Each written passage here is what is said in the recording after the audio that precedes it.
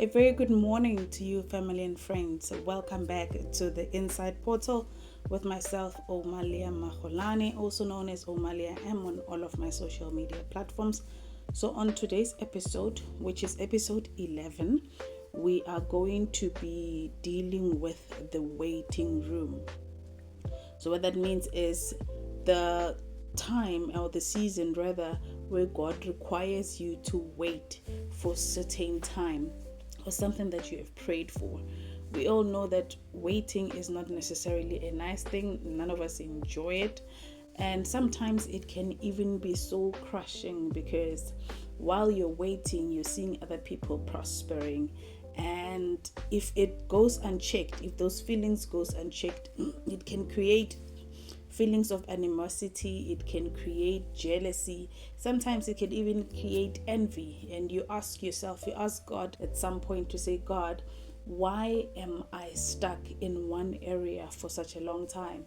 Why is this and that not happening for me, but it's happening for other people? Why is it that I've been praying, but it seems like you're not hearing me? It seems like you're not listening to me. Sometimes you can even feel like God doesn't love you. There are people that have experienced that with God, to say, God, do you even love me as your child? Because you're watching me suffer. Meanwhile, God is refining you in that season. So welcome to episode 11. I really do hope that this will be impactful in your life and it will help you to see things from God's view. I was having a conversation with an acquaintance of mine where we were talking about the blessings that we ask God for, right? Sometimes when you are in a certain stage in your life where you've been praying for something specific, maybe you want a house, or you want a child, you want a car, you want a new job, maybe you're depressed in your current job, or maybe you're unemployed. Sometimes it's not even wanting a job per se, but you just want financial assistance to be able to move from the point where you are up to another point, right? It can feel very frustrating to be in that season where things are not moving, where the wheels of your life, they've become rusted, or they feel like that because there is no movement. However, I had a thought as I was speaking to the Holy Spirit, and He just made me realize that sometimes God is waiting on us. We think that God is not listening, God is not answering. God, I've been asking you for a job. It's been 2 years now. But God is waiting on you to become the version of you that is able to hold the blessing that you're praying for. Let me give you an example. Let's say you're praying for a marriage, right? And your mindset, your character, your behavior is not the behavior of somebody who can handle marriage. So you will have to go through a season of refinement where God will start to coach you on your behavior, on your thought patterns, because there are things we go through as we journey along this life that can really affect, they can shape how we come across, how we behave, how we think, right? So if God gave you the husband or the wife that you're praying for today, and you still have the you can't tell me nothing mindset, or you still have the independent mindset where you want to handle your own finances alone, you have not yet developed a mindset of being a servant, God might just delay that promise up until He knows you can handle it. Because if God gives you something that you prayed for before you have fully become the person that can handle that blessing, you might just ruin it for yourself. And in ruining it, you will be so traumatized and hurt that the situation that you would find yourself in at that time might even be 10 times worse than your old situation. Like now, as a divorced woman or as a divorced man, you have new wounds now. You have new fears. because you got into marriage before you could become a kind of person that could handle the realities of marriage, right? So if you are praying for something, God will give you a chance to become it. You need to live in it. And when I say servant, whenever you have a partner in a marriage sense, you need to be or have a mindset of servanthood, right? This does not mean that you bow down to your husband or your wife. It does not mean that you do not have your own opinion. It just means that you make a decision within yourself that I am going to serve you. I am going to listen to you. I am going to bring out the best version of you. I am going to nourish you. I am going to cover you. I am going to pray for you. Praying for somebody is an act of service. Cooking for somebody, cleaning for them, depending on what is it that they like and what is it that is within your capabilities, right? It won't always look the same for everybody. But think of, like, if you're a parent, the moment you become a mother or you become a father, for those that are actively involved in their children's life, there are many things that you do for your child that you might not like, but you do it anyway because you love your child, right? You bath your child, obviously, because they're too young to bath themselves, but then you wash their clothes, you take care of them. You're literally a servant for your child, and because it's your child and you love them, and in your mind it has already registered that it is your responsibility to cater for their needs. It is your responsibility to take care of them emotionally. You cover them spiritually, you take care of them financially, make sure they have a roof over their head. So you have already made peace within yourself to say, this person is my responsibility. So that is the kind of essence that you embody as you walk into marriage. How you present yourself, how you come across to other people, how you talk to people, how you resolve situation, how you resolve conflict.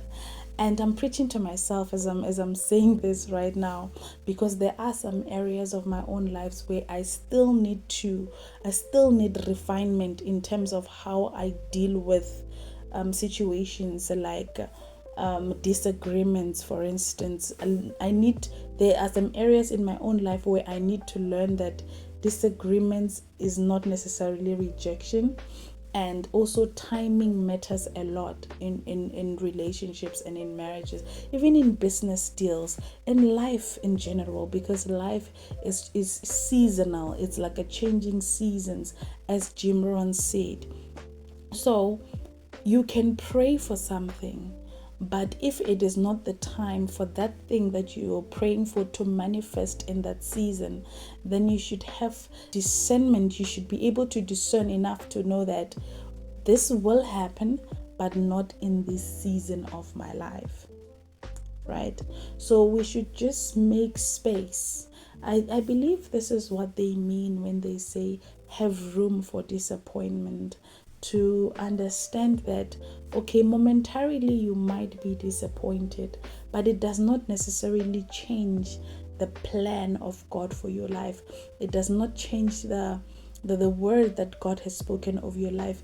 If God said it shall be done, it shall be done in His own timing. But because as human beings, we live in a world, especially our current generation. I'm a 30-year-old. I don't know how old you are, but in this life that we're living in the world that we're living in right now, technology has made us so accustomed to instant gratification. We have become so needy in a sense that we are so comfortable, and we have become so accustomed to getting things done so quickly that we have done away with patience. We are no longer a patient people. We are no longer patient in terms of the things that we do. We are not patient with ourselves. We are not patient with our families. That's why we cut people off. We are not patient in our businesses. We are not patient with our careers, because we are so used to things happening instantly. Like, it has never been as easy as it is now to find a boyfriend or a girlfriend. It's never been easy to have sex if you want to have sex. Everything just by a like on social media, or a swipe right on your Tinder or Badoo or whatever app that you use. The fact that you can order food now, you don't have to cook, you can order food and then it's delivered to your doorstep, that you can buy your electricities online, your data, you can do whatever you want. You don't have, like, there's little effort that is required from us in this current generation. Literally, there's very little effort. Nowadays, people even run businesses online. With AI, it's even made it 10 times possible that you can run a fully functional company online, a virtual company online. So, because of technology, which predominantly it was a tool, it was created, at least that's my thought, that it was created to make life a bit easier, to make life more to flow with ease, for us to be able to learn new things, for us to use systems to generate results quicker.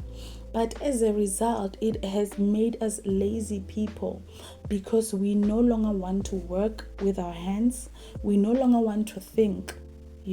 Instead of drafting a business proposal, you're going to ChatGPT. You give ChatGPT a one page of your mission, and ChatGPT does an entire business proposal for you. Instead of drafting your CV, you do the same thing. AI does it for you. Some even have ChatGPT or other forms of AI sending applications for them. We have become so accustomed to one click and things happen. And we forget that the reason we are here, we came from a cycle. Every single person who is on planet Earth today started as a seed in a womb. And that seed did not become a baby the day it was planted. That seed had to go through stages. It had to go through seasons for us to be able to be here today. And one of those seasons, the finality of that season, of pregnancy that is, was that when it was time for you and me to come out of the womb and come onto the world, there had to be pain. There had to be things, that the circumstances around birth, there is no painless birth. Any person who's ever given birth knows that there is no such thing as a painless birth. Pregnancy on its own is very uncomfortable. Your belly gets big. You have all these emotions that just randomly change, and some you can't handle. And you've got all this Braxton Briggs pain. I forgot what they call them, but yeah, you get what I mean. So if you fell pregnant today and you gave birth tomorrow, that would not be a baby. Right? And if you fell pregnant today and within 2 weeks your belly got so big to a point of giving birth, you would be worried. Your family members would be worried. Your doctors would be worried. You could even make it on the world's best record. Like, that would be a miracle, because that is not how things work. That is not the nature of how a baby comes to life. Same as when you start a company. Because of social media, the way it has allowed us to connect with people that are far, now you can track the success of somebody who is in New York while you're in Pretoria. You can track the success of somebody who is in China, who is in Italy, whatever the case is, and you see somebody through filtered lenses. You see pictures and videos, reels that look perfect without any kind of fault, and you see people who are at their peak. You do not see where they started. You look at Microsoft and you see how this company is so big, they have all these things that they are doing, but you didn't see when they started in that garage. So because of the content that we get to see, that we're exposed to on a daily, we now want microwave success. You want to start something today and you want it to be perfect tomorrow. And this also happens in relationships. I saw a video the other day and I really liked it. I kind of feel like it's something that I want to try in my own life, That lady was saying that we don't check people before we date. Like, we run to be boyfriend and girlfriend. There's never a time where you can just take 6 months knowing a person, going on dates, spending some time together. Listen to how they speak, get to know them from their family, like what kind of family do they come from, how does their faith look like, So we don't do any of those things. And I believe that is the very core of many of our problems in relationships and in marriages, because you see someone that you are very much attracted to and they are attracted to you, and you base it off of how you feel. And because of that attraction, the pull, you get together and you run to having sex with them. And once you've had sex with a person, you now created a soul tie. So that means either way, even if you wanted to be in control, you're no longer in control, because a part of them is in you, a part of you is in them. So you are now reacting from this thing that you have started without a proper plan. So I believe it would really help if we can find a way to slow down. It's not even in relationships or marriages only, but in business deals, in friendships. There's really no need. There's no need to be in a hurry. Speed does kill, and it doesn't always refer to driving. Speed does kill in any area of your life. We date people we don't know, people who worship gods we have no clue about. And the next thing you know, that person is the father of your child, and you have given birth to a child who comes from a lineage of spirits that you would have never said yes to had you known. But now you have tied yourself forever to that family. You have tied yourself to that lineage. You have created a life, and you have shared a big part of you with spirits you do not know. So let us learn to be patient. I know that in the days of today, it's very hard. It's honestly really hard, because we all have the things that we aspire to have. We have things that we wish to have, and we're growing. We are grown now, and we live in the worst economy ever, right? And as much as we've got all this technology and everything, we live in the worst economy ever. So opportunities are scarce. It doesn't mean they're not there, but they're scarce. So let us have patience. Let us allow ourselves some grace. Take a step back, reflect.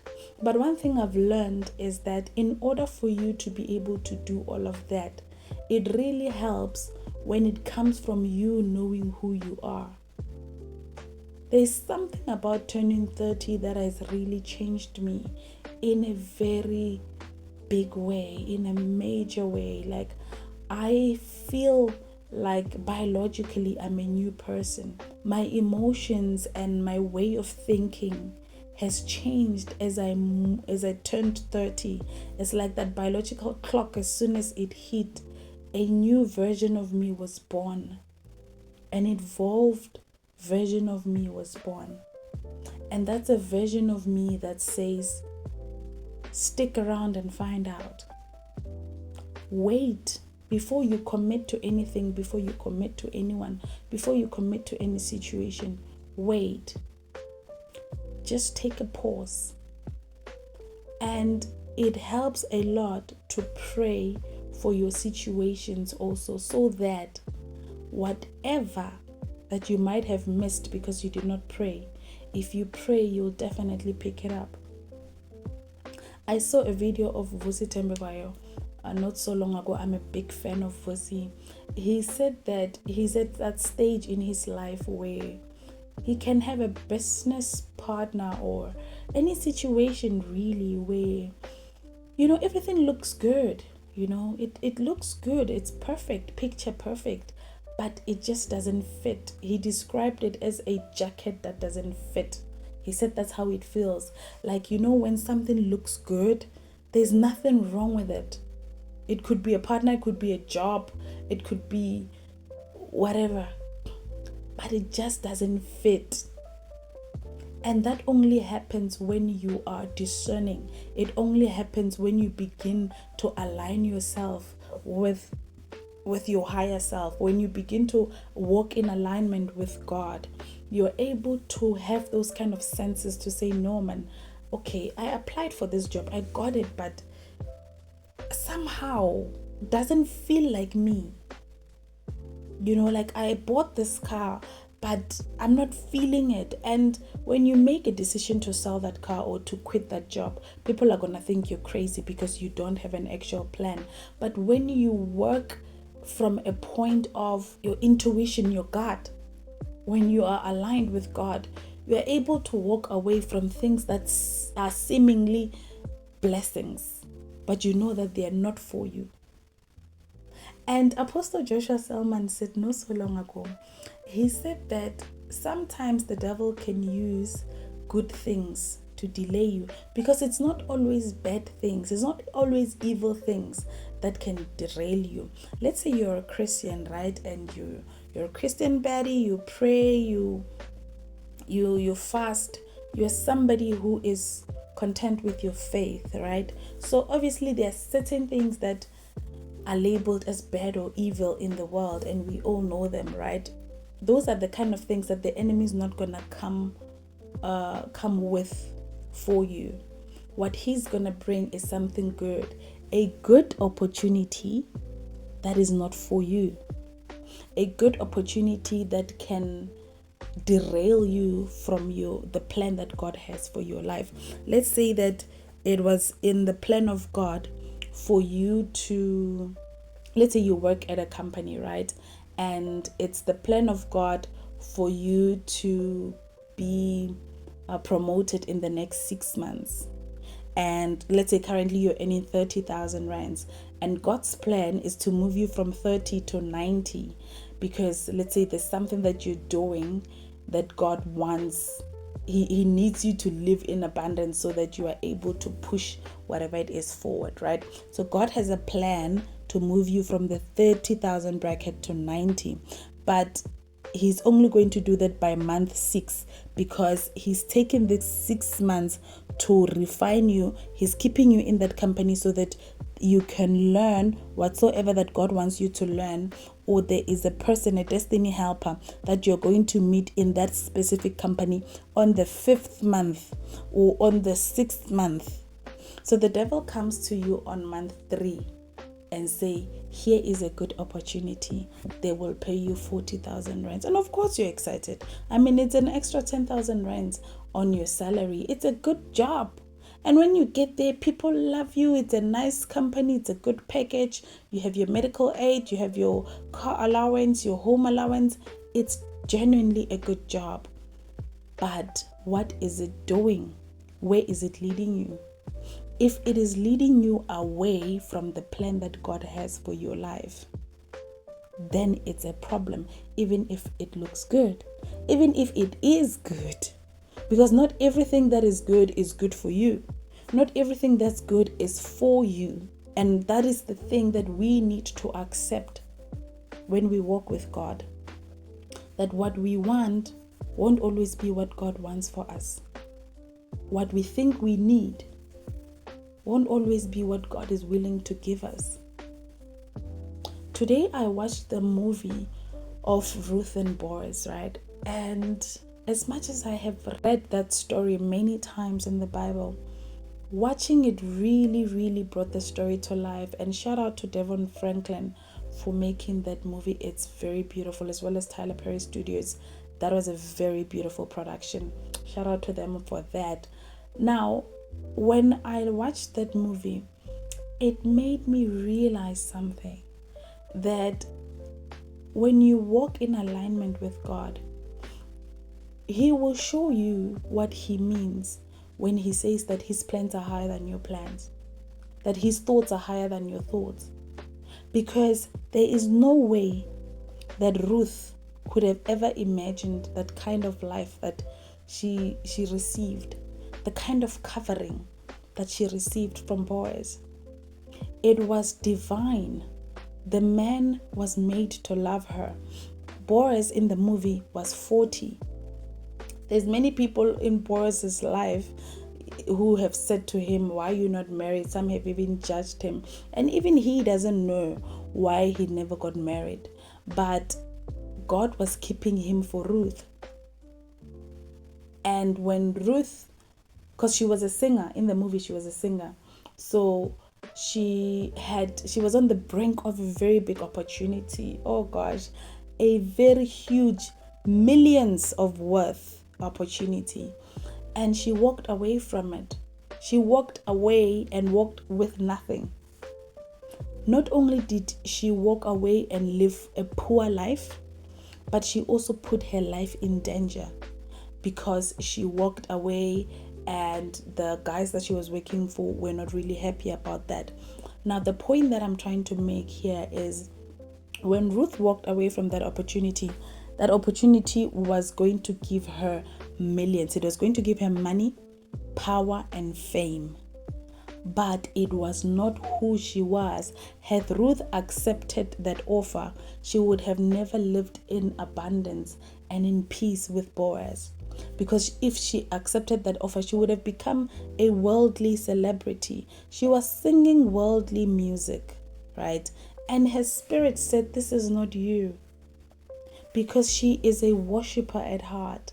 When God has given you a voice, and everybody who has a spiritual gift already has a targeted audience. You might not have found your audience yet, but there is a generation of people that God created your gift for, right? So Ruth in her spirit knew that the kind of music that she was singing, it was not her. It was not at the root of who she is. And had she accepted that offer, she was going to live good in terms of having all the flashy cars and anything that money can buy. But she was going to live a completely different life from what God had planned for her. And ultimately, all the fancy cars that she could have bought with the millions that she was going to get as an artist, she had 10 times more when she was living with Boaz. She had the love, she had peace, she was chosen, she was covered, she was protected, she was provided for, she lacked nothing. God literally brought her to a vineyard, and she met a fine man whose heart was hers. And for me, that was a lesson. It was a lesson to say, stop choosing people based on how you feel about them. Stop choosing people based on how you see them. Because you can't always trust what you see. You can't, and you shouldn't always trust what you feel. Because what you see and what you feel, that is your perspective, and your perspective comes from your beliefs. Your beliefs comes from the things that are rooted in you. Your beliefs comes from the things that you were taught, the things you were exposed to growing up. That's why some people find it hard to believe that certain things are for them, because maybe they were raised in poverty, they were raised in lack. They never really saw anyone prosperous in and around them. So they never really have a belief that something like that could be for them. So if they never change their minds, if they never broaden their mind, when God gives you that, or when you stumble upon that blessing, you will self-destruct, because in your mind, in your heart of hearts, you do not feel worthy of that opportunity. You do not feel worthy of that job, or of that man, or that woman. So it's very important for us to allow God to refine us. I know it's very hard. Trust me, I know. Cry if you need to when you're in that season. The waiting room is very, very, very painful. But think of the waiting room like the maternity ward. Do you know how long it takes for those labor pains to finally release a baby? Every woman who's gone through that season of their life know you can be in pain for 10 hours straight, as though you were not in pain for the whole 9 months. From month 3 you were vomiting, month 4 your legs are beginning to get swollen, your feet are swollen, your nose is big, your skin is dry and dark, you look horrible, you feel horrible, whatever you eat you want to vomit. Now, as you are close to the end, now you've got to experience 10 hours, 20 hours of labor. Excruciating pain. But the moment you hold your baby in your hands, or the moment that that baby comes out, there's no more pain, because now you've given birth. So let us be patient in the waiting. Let us be patient in the waiting. I know it's hard, but try. Not because you know what the future holds, but because you know who holds your future. When you trust in God's promises, when you know that His promises are yes and amen, when you know that in His own time He will make it happen, and He's not a man that He shall lie, when you know that He has plans to prosper you and not to harm you, you will believe. You will have the faith to say, you know what? Let me wait, even if it's hard. Don't try and overanalyze what is happening in the waiting. You don't always have to have it figured out. If it's painful, it's painful. Cry. It's painful. Cry. Let it out. But know that after the rain, after the storm, sunlight is coming. There is no rain that can rain the whole year. There is no wind that can blow the whole year. Sun is bound to come, and it will come. Thank you, family.